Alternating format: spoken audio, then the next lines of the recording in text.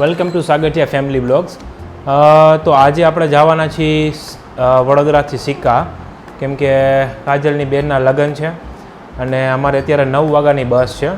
આ વરુણ મારો કઝિન છે, એને રાજકોટ ઉતારવાનો છે અને સવારે લગભગ 7-7:30 વાગ્યાની આસપાસ આપણે પહોંચશું. અને દીદી માટે નવા કપડાં લીધા છે, નવા ચંપલ લીધા છે. પણ ઈ કે રેતી નથી, અમારે ક્યાંક બહાર જવાનું હોય એટલે મિશીન હું જ હોય. બહુ તોફાન કરે છે અત્યારે આ છોકરી.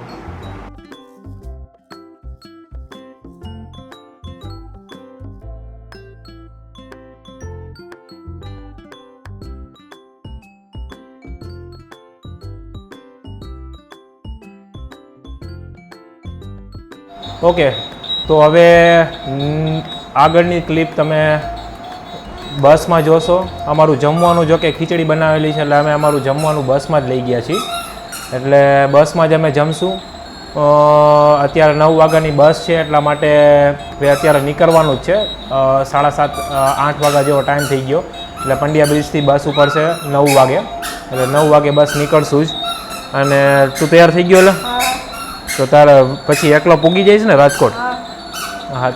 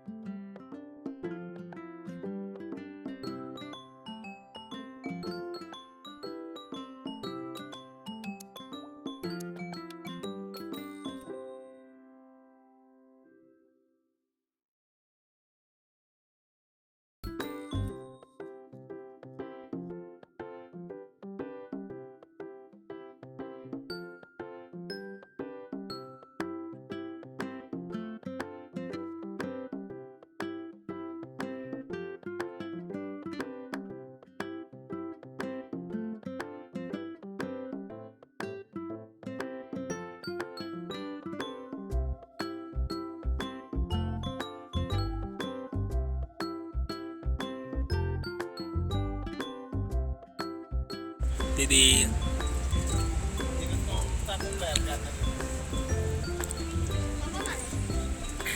પ્રાઇમ્સ, ખીચડી અને મરચા જમી રેડી થઈ ગયા છીએ અમે. હવે સુવાનો પ્લાન છે દીદીનો પણ. દીદી હાય હાય કદે ઉમા કદે ગુડ નાઈટ કદે ટાટા કદે.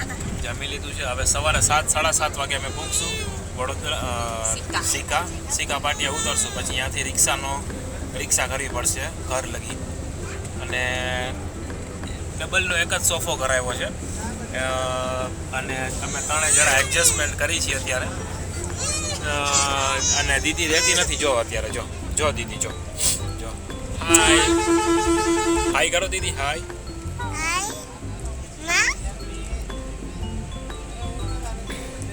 બસ નીકળી ગઈ છે, ચાલુ થઈ ગઈ છે. કહાનીમાં ટ્વિસ્ટ થઈ ગયું છે. અમારે વરુણને રાજકોટ ઉતારવાનો હતો પણ એની જગ્યાએ અમે એને સિક્કા લઈ જાય છીએ સાથે. મેં કીધું હાલ આવતો હોય તો કે મારે આવું છે. મેં કીધું હાલ હાલ તારું શું કહેવાનું છે? તારે આવું છે મેરેજમાં? આવું બહુ ગમે તને મેરેજ કરવા? મેરેજ કરવાની તો કોકના આ તારા marriage માટે માં એક લઈ નાખી એક લાડી તો. હે ના તો હવે શું કરવાનું છે? તો હવે કાંઈ નહીં એમ સારું ચાલો. આ થોડુંક અંધારું છે એટલા માટે થોડોક ડાર્ક વ્યૂ આવે છે. થોડોક પડતો કરું એટલે તમને પ્રોપર દેખાય. રેડી?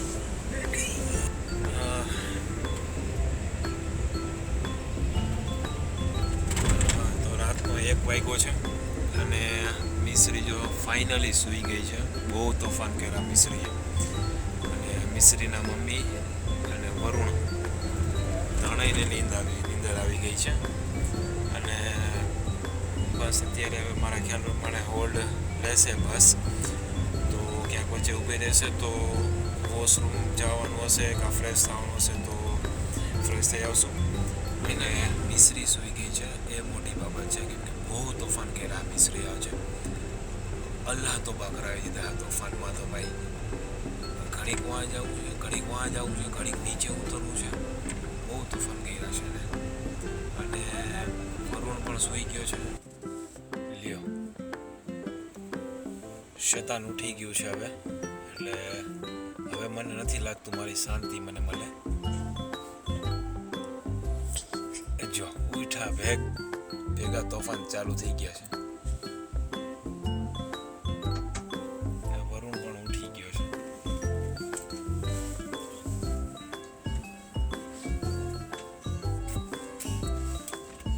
છે ને